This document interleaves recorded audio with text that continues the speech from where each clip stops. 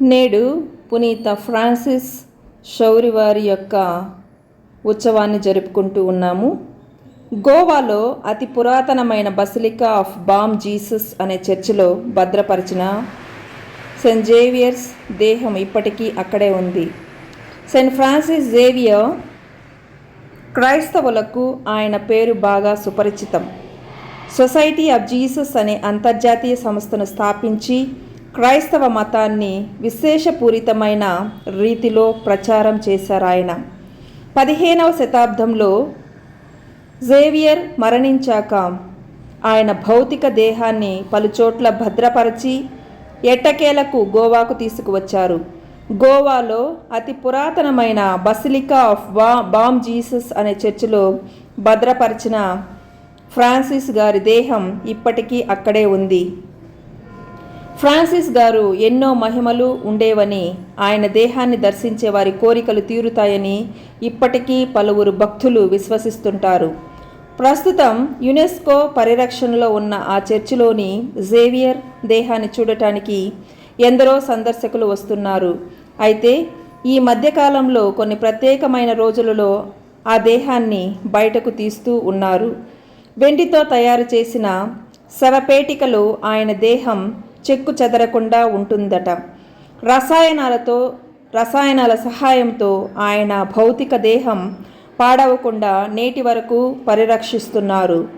ప్రతి సంవత్సరం డిసెంబర్ 3వ తేదీన జేవియర్ పేరు మీద గోవా చర్చిలో ప్రత్యేకంగా సంబరాలు జరుగుతుంటాయి. 400 ఏళ్లకు పైగా చరిత్ర ఉన్న ఆ చర్చికి జేవియర్ దేహమే మరింత ప్రాధాన్యాన్ని తీసుకువచ్చిందనడంలో సందేహం లేదు. పోర్చుగీసులు గోవాను పరిపాలించిన కాలంలోనే భారత్కు తరలి వచ్చిన జేవియర్ దేహం ఇన్ని సంవత్సరాలు అక్కడే భద్రంగా ఉండడం ఆశ్చర్యమే. కావున నేడు అటువంటి పునీతుని దేహాన్ని సంరక్షిస్తున్న ప్రజలందరి కోరికలు తీరాలని, తన భౌతిక గాయాన్ని చూడటానికి వచ్చిన జనుల యొక్క సంఘటనలు, కోరికలు, ప్రత్యేక విధానమైన పూజలు, ఎన్నెన్నో పుణ్య ఫలాలను చేసుకుంటున్న ఈ ప్రజలందరినీ కూడా ఈ పునీతుడు భగవంతుని ద్వారా దీవించబడాలని ఎంతగానో కోరుకుంటూ ఉన్నారు.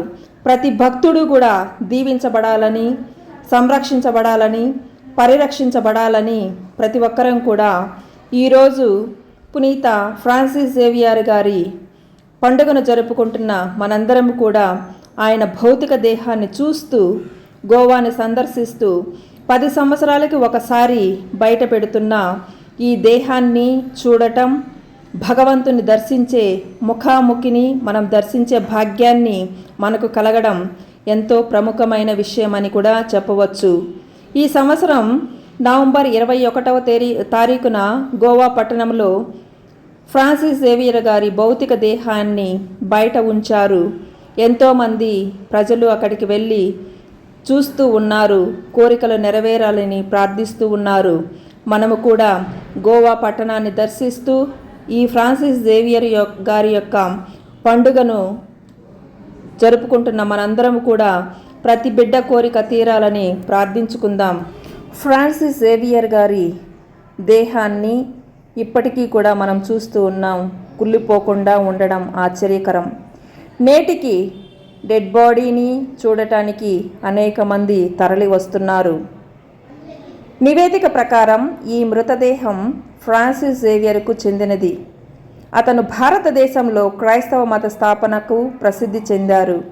అతను ఏప్రిల్ 7వ తారీఖున 1506 స్పెయిన్లో జన్మించారు.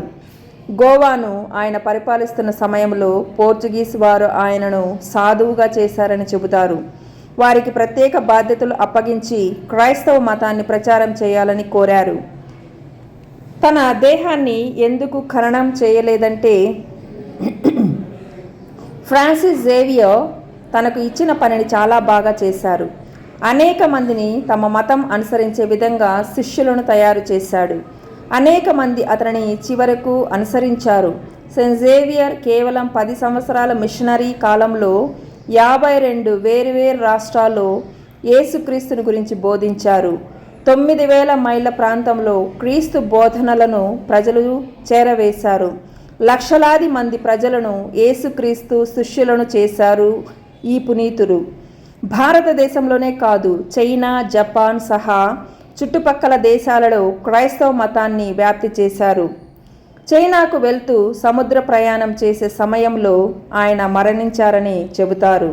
అయితే తాను మరణిస్తే తన మృతదేహాన్ని గోవాలో ఖననం చేయాలని ఫ్రాన్సిస్ జేవియర్ ముందే శిష్యులకు చెప్పాడట.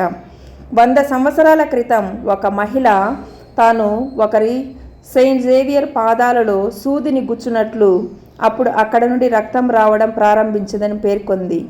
అతని మృతదేహాన్ని ఉంచిన చర్చి సుమారు 450 సంవత్సరాల నాటిది. ప్రతి 10 ఏళ్లకు అతని శరీరాన్ని ప్రదర్శనకు ఉంచుతారు. ఇప్పుడు కూడా 2024లో ఉంచారు.